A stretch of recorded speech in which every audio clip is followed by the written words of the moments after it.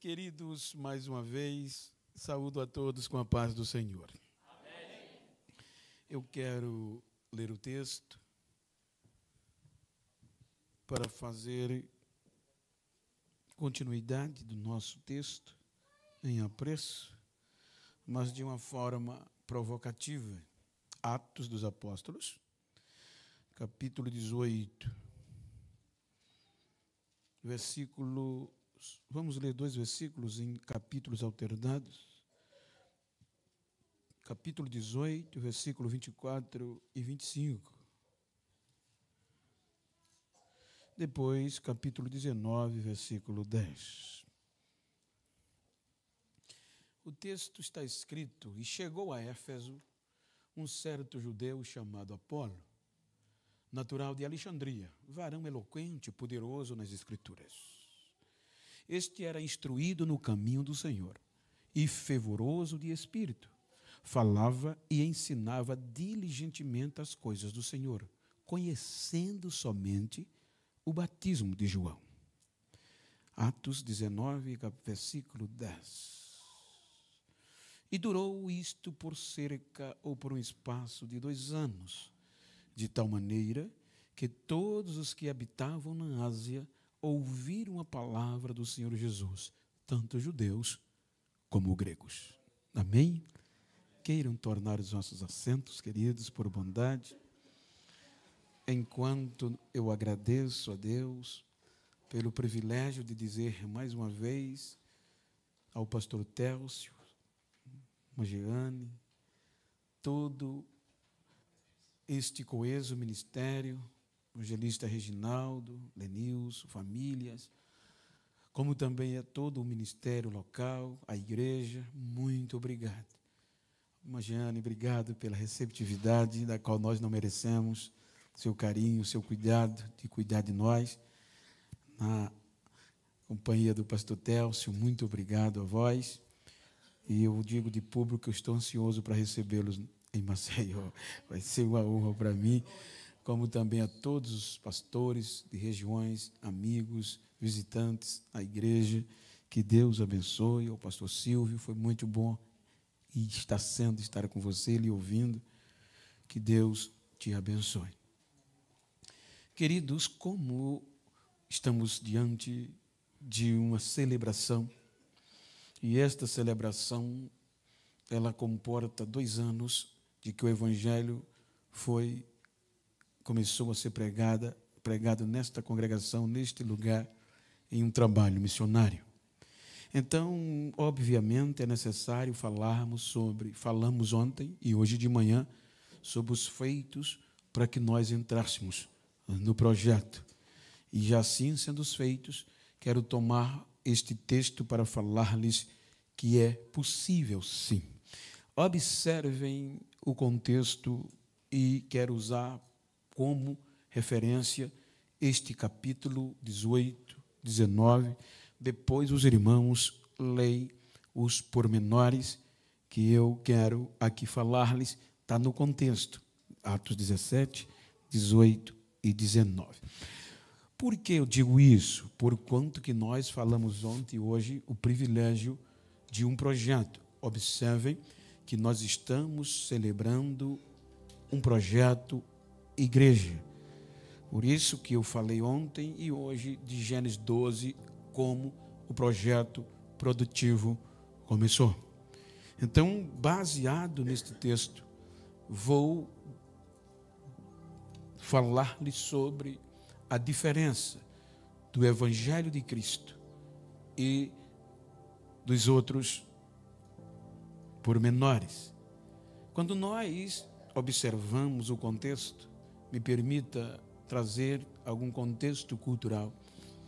A Bíblia nos mostra a história que o projeto Israel, Igreja, ele foi instituído por Deus para anunciar a sua grandeza a toda a terra. Então a grandeza de Deus vai ser apresentada no Velho Testamento, desde o capítulo 12, por meio de Israel. Observe que o projeto foi tão bem elaborado que quando Israel chega em Jericó. Observem, 40 anos aproximadamente, palmilhando o deserto, rodeando o deserto. O interessante, não tinha rede social, não tinha a facilidade de divulgação por meio das plataformas, porém, era no boca a boca. E quando Israel vai entrar em Jericó, observem que a notícia já tinha chegado antes deles. Por quê? Porque dentro do lugar moralmente mais baixo de Jericó, nas muralhas estava estabelecido a prostituição. E lá o comentário, veja, era profundo, a ponto que Raabe vai externar aos espias dizendo que em Jericó e regiões adjacentes ninguém tinha mais vontade de viver, desde o rei ao menor dos súditos, por um objetivo, porque todos sabiam quem era o Deus de Israel. Olha o que ela diz: todos sabem aqui como o Deus de vocês abriu as águas do Mar Vermelho e vocês passaram a pé enxuto. Todos sabem como ele guerreou as vossas guerras e como ele venceu os maiores e os mais poderosos reis dos amorreus, Sion e Og. Então, por isso que todo mundo aqui está sabendo que o Deus de vocês é Deus em cima nos céus e Deus embaixo na terra. Veja que Israel era o ponto principal da grandeza de Deus ser revelada à humanidade. Quando você vai para o Novo Testamento, você vê Pedro fazendo uma relação, capítulo 2, versículo 9, já para a igreja, que agora vocês são a geração eleita, o povo adquirido, o povo peculiar, o povo santo. Ou seja, para quê? Para anunciar as grandezas de Deus, ou seja, daquele que tirou vocês das trevas para a sua maravilhosa luz. Então veja, por quê? Porque o Evangelho de Cristo, ele não vai se basear no contexto filosófico, nem na persuasão que Israel deteriorou-se. Permita-me contextualizar. Na cultura do Antigo Testamento, o projeto Israel, Igreja Israel, tinha uma formação muito pertinente. E se implicava dizer que uma criança, por exemplo, uma criança da idade daquele jovem, vamos dizer, 6 anos, a 5 anos, a 6 anos. Então, obviamente, que ele já era preparado, tanto ele como a menina. Ou seja, a menina e o menino eram preparados na palavra, no contexto judaico, para quando crescer não se desviar. Por isso que Salomão torna público o provérbio 22:6. Isto era praxe. Ou seja, então toda a família judaica, por exemplo, eu tenho uma esposa e eu, no caso, sendo judeu, no Antigo Testamento, eu gerei um filho. Com 5 anos, também eu tinha uma filha, um com 5, outro com 6.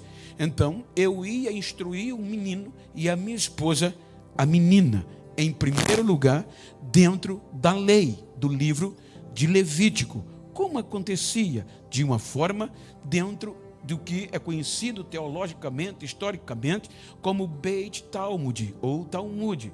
Beit, casa, Talmud, instrução, ou seja, aprendizado em casa. Beit, casa, Talmud, aprendizado em casa.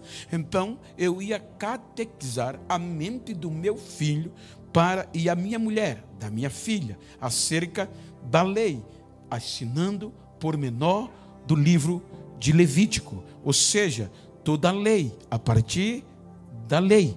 Então, com base nisto, eles iam se formar. Depois que eles aprendiam de 6 a 12 anos, eles tinham que chegar a 12 anos com tudo isto, ou os principais pontos memorizados. Primeiro, a lei. Segundo, comportamento, de como um judeu se comporta. Ele começa desde criança. Por isso que se você for num bairro judeu ou for em Israel, você vê os meninos a partir de 5, 6 anos já anda com um chapeuzinho. com a trancinha, com as roupas peculiar, comportamento. E em terceiro, alimentação. Então aqui vão até os 12 anos. Quando chegam nos 12 anos, a menina é levada à sinagoga. Para quê? Para que uma mulher, ela traga a Torá, a lei. Ela põe a mão sobre a Torá e responde não muitas perguntas do que aprendeu no Beit Talmud. Porque a menina só vai até os 12 anos. Porque a partir dos 12 anos vem o contexto. Ela já está pronta, o útero já está pronto. Ela já aprendeu a como ser uma boa esposa, a ser produtiva. Então, ela só vai até aqui. Mas o homem não. O homem, o menino na cultura, ele vai ser levado ou na sinagoga ou no templo. E quando ele vai ser sabatinado. Sabatinado, por exemplo, aqui tem uma mesa de doutores. O doutor Telso, o mestre Reginaldo, o mestre Lenilson e mais outros 3 mestres. São 6 mestres, digamos assim, pode ser 3. Então, aquele jovem com 12 anos vai fazer o que é conhecido como Bar Mitzvah. Ou seja, ele agora vai sentar de frente dos doutores e vai responder as perguntas que ele aprendeu em casa, no Beit Talmud. Então, ele vai respondendo. E quando ele responde, se eles vão observando, olham um para o outro e diz: o menino tem futuro. Em síntese, o menino é bom. Então, quando eles aprovam, então este jovem judeu vai escolher pelo seu poder intelectual qual deles ele quer se tornar discípulo. Ou seja, escolhi o doutor, o mestre Telso. Então, a partir daqui, a minha vida não é mais minha. Ou seja, eu vou ser o seu discípulo. Eu vou aprender aos seus pés. O aprender aos pés é levar poeira, é comer poeira. Porque aonde ele vai, eu tenho que ir atrás. Não posso me distanciar muito. Então, a minha vida agora é dele. Por quê? Quando eu me entrego a ele, eu entro no segundo período, o Beit Midrash.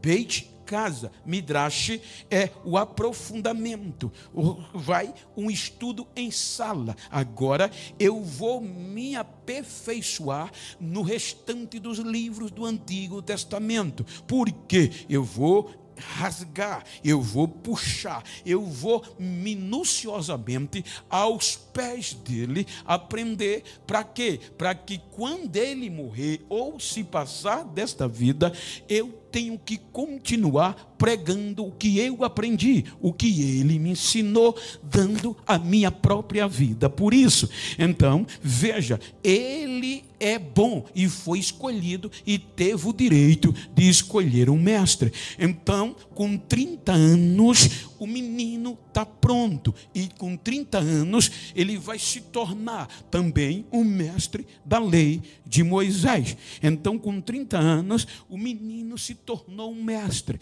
Era assim que funcionava. Era assim pelo poder do intelecto, pelo poder do conhecimento. Porém, os irmãos hão de convir com o período da intervenção, da desobediência, do período do silêncio. Observem que Israel volta a ser dominado e de uma forma tremenda. Agora, vamos sintetizar, pelos gregos macedônios, Alexandre o Grande. Então, o que é Alexandre? Por meio da modernidade grega macedônia faz? Ele vai minar todo o contexto cultural. Porque a história diz que ele vai dar incentivo financeiro a todas as províncias que ele dominava. E como a Palestina foi dominada pelos gregos macedônios, os seus representantes receberam incentivo para colocar a cultura grega dentro do coração da Palestina.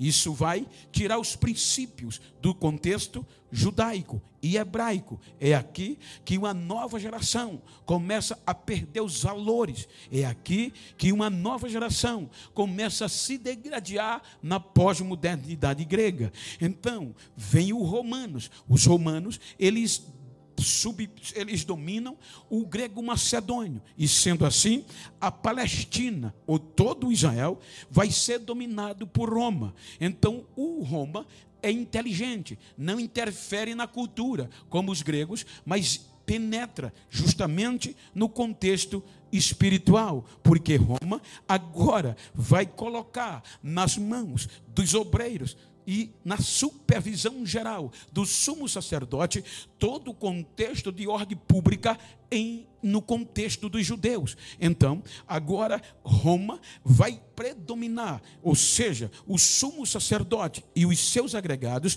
não eram mais escolhidos para continuar este projeto espiritual falando acerca de Deus, escolhidos pelo processo de Levi, mas agora era Roma que predominava, era Roma que destituía ou colocava. Daí vem o temor, daí vem o medo e estabelece-se uma corrupção. Agora o intelecto, o poder político era que mandava dentro de Jerusalém, e isto abriu um leque de corrupção, aonde os próprios obreiros, sumos sacerdotes, eles apertava o povo. Só para os irmãos terem uma pálida ideia, há um escritor judeu naturalizado, norte-americano, Alfred Hitchens, por aí assim, ele diz em um livro muito especial que as principais lojas de Jerusalém pertenciam ao sumo sacerdote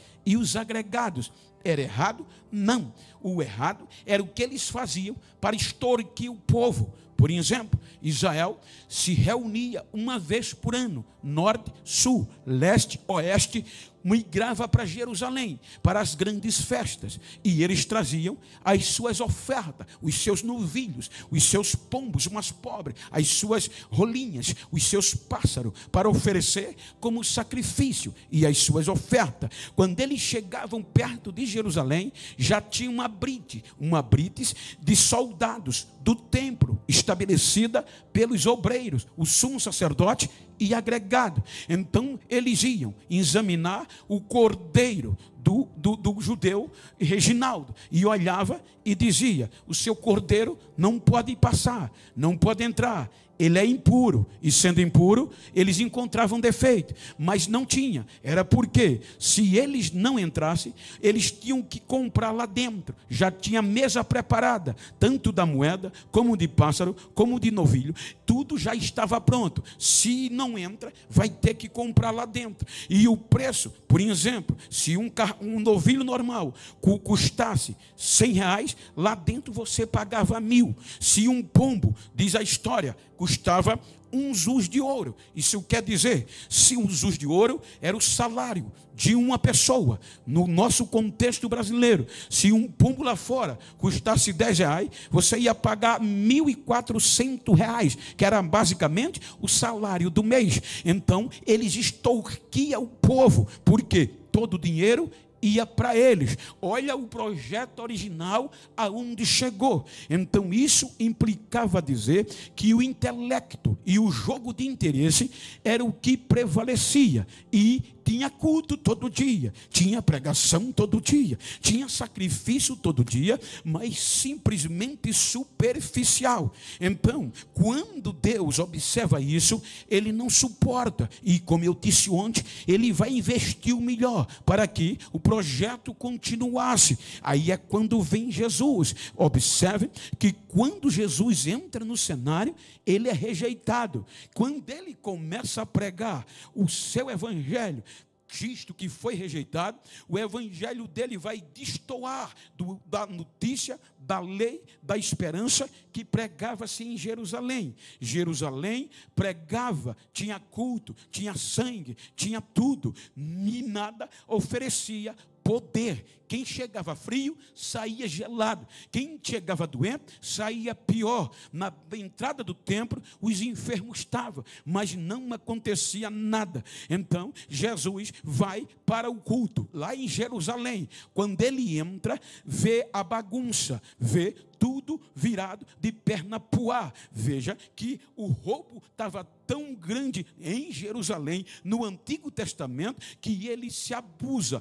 ele derruba às mesas, ele solta os pássaros e ele grita: a casa do meu pai é casa de oração, e vocês fizeram dela um centro de ladrão, um covil de lobo. Ou seja, vocês estão roubando. Veja como estava a sede, o poder espiritual que Deus havia acreditado à sua palavra. Então Jesus agora vai estabelecer, pelo poder do seu sangue, uma igreja, um povo diferenciado, que não fosse pelo intelecto. E o bonito é que diz a Bíblia, não a história, e a Bíblia no silêncio nos dá razão de pensar, mas a história diz que Jesus vem para cumprir a justiça, e para ele cumprir a justiça, ele vai bater palmo a palmo para não ser repreendido, e para isso ele precisava se tornar mestre. Por quê?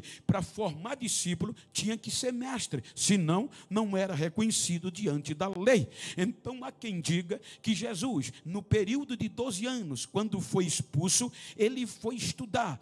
Alguém diz no Tibete, outros assinam em Alexandria. Isto é questão de extra-bíblica, histórica, porque a Bíblia só silencia. Então, observem, pela lógica, Jesus vem de Alexandria, porque era a melhor faculdade baseada na história do Antigo Testamento. Alexandria, de todo o contexto histórico, era a melhor faculdade, onde se trazia as histórias da antiguidade. Então, quando Jesus completa 30 anos, ele é ratificado mestre, e agora ele vem para Jerusalém. Quantos anos ele tinha?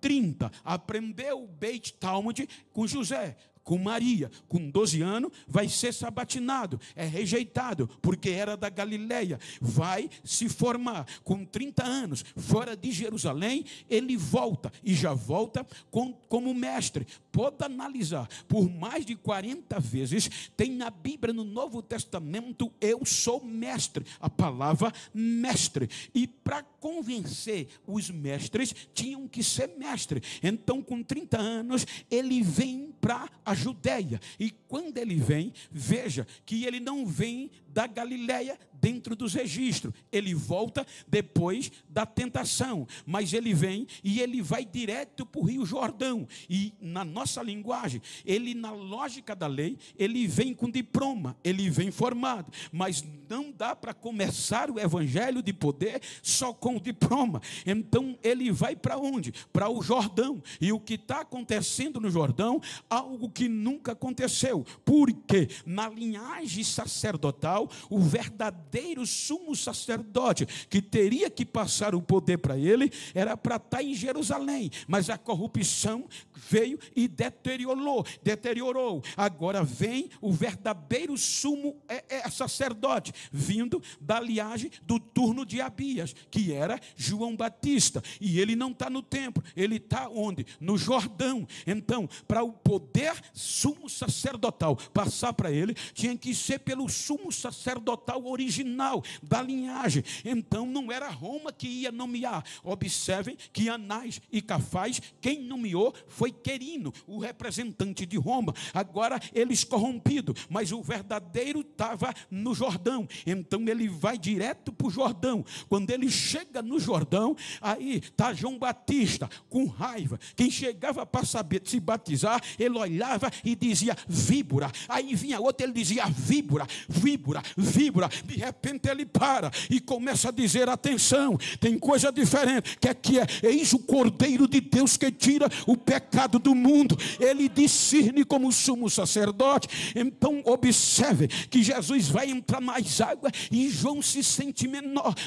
Não posso, deixa João, para que se cumpra toda a justiça. Agora, quando o João vai batizar, que ele levanta, o céu se abre, e observe que agora Jesus vai começar a pregar o evangelho pelo poder do Espírito Santo, não pela intelectualidade. Então ele sai, passa pelo deserto, passa pela fome, volta para Nazaré, começa a pregar o primeiro sermão de Jesus em Nazaré, cheio do Espírito Santo. Ninguém suporta, porque ele prega a verdade. O Espírito de Deus é sobre mim, ele me ungiu para pregar as boas novas aos pobres, aos mansos, ou seja, ele me ungiu para pôr em liberdade aos cativos, para abrir os olhos dos cegos, para trazer alegria para os que estão tristes e anunciar o ano da vingança do nosso Deus. Fecha o livro. Hoje se cumpriu esta palavra nos vossos corações. O coração do povo ficou irado e expulsaram ele de Nazaré. Mas agora Jesus vai para Cafarnaum, monta os seus discípulos. Pela lógica da cultura, ele tinha que aproveitar o intelecto em Jerusalém. E em Jerusalém, e lá está o aluno, o discípulo que terminou o Beit Talmud, Silvio. Então ele ia lá. Você já fez o Beit Midrash? Já estou fazendo. Então você é crânio, você tem futuro. Já fez o Bar Mitzvah? Já, você tem futuro. Então não, ele não faz isso. Diz a Bíblia que ele vai pegar os analfabetos, porque o diploma não ia fazer a igreja crescer, a intelectualidade não ia fazer o projeto crescer. Aí agora precisava de homens capacitados, de mulheres sem medo, que o vento, que o sol, que a tempestade não os amedrontasse. Aí ele vai, chama os analfabetos, como os doutores tinham o direito de escolher os seus mestres da Nazaré, da Galileia, não tinha capacidade. Aí ele diz: fui eu que chamei vocês, não foi vocês que escolheram a mim, mas fui eu que escolhi vocês. Eu dei nome a vocês para que vocês vão e dê fruto, e o vosso fruto permaneça. Aí ele faz e chama os seus discípulos. Então agora vai formar esta igreja com um mestre e 12 semi-analfabetos ou analfabetos. E a rejeição vem. Mas a Bíblia diz que tudo o que ele fazia era pelo poder do Espírito. E todos os dias, dos 12 se multiplicavam. E multidões iam crescendo. Assustam Jerusalém. E querem matá-lo. Sintetizando. Porque matando o mestre, a lógica era essa: se eu mato o mestre Teos, vou calar os alunos dele. Porque matando ele, e do tipo de morte que fosse, os discípulos dele, se continuasse pregando o que ele pregou, ia morrer do mesmo jeito. Então levam Jesus à cruz. O pior tipo de morte, o mais vergonhoso. Quando matam Jesus, não esperava que o projeto de Deus estava além do natural, que Deus tinha coisa maior pela frente. Terceiro dia ele ressuscita. Eu acho lindo que ele diz antes de ir, Lucas 24, 49, eu vou pedir ao Pai, e o Pai vai enviar a sua promessa, e ele vai ficar com vocês para sempre. Vocês ficai na cidade até que do alto seja revestido do poder. Ou seja, tudo que ele fez foi pelo Espírito Santo. Agora ele vai capacitar e pedir ao Pai que envie o Espírito Santo para encher a igreja, porque a partir daqui ninguém vai mais suportar, ninguém vai mais.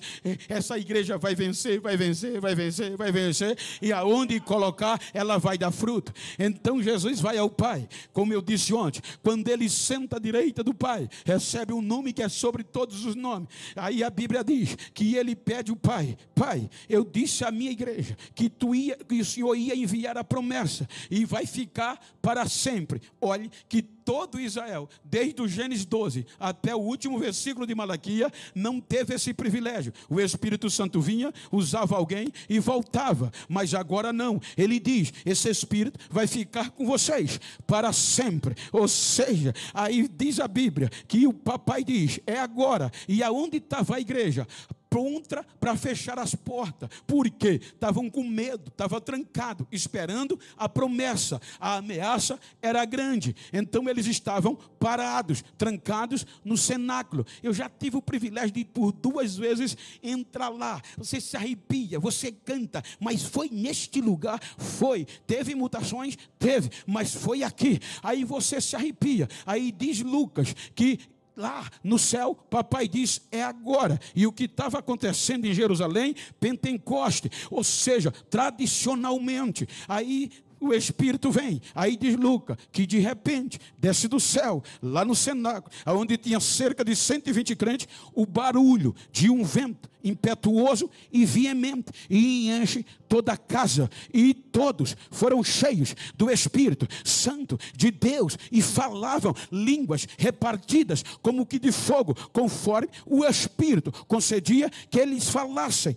Então agora, cheios do Espírito, olha, eu acho lindo, eu repito isso toda vez que eu falo da cruz. Quem daria isto? Por exemplo, pastor Técio, por mais amoroso que fosse o Senhor, não daria oportunidade do irmão Pedro. Por quê? Há 10 dias ou mais um pouco, desviou, rasgou a credencial, ainda saiu espraguejando o ministério de Jesus. Agora Jesus ressuscitou, restaurou ele, e agora ele, cheio do Espírito, movido pelo Espírito, não pelo intelectual, ele é cheio e diz: a primeira mensagem pentecostal, a mensagem avassaladora, quem vai pregar sou eu. Vai você, Pedro? Sou eu mesmo. Ele vem para frente, multidões, uns maravilhados, outros rechaçando. Ele diz: tem ninguém bêbado aqui não, Senhor. Começa a pregar do Antigo Testamento. Quando chega na ressurreição de Cristo, ele bate o martelo, nem faz o convite, já tinha quase 3.000 almas crescendo, aceitando a igreja de Jesus. É possível sim. Um analfabeto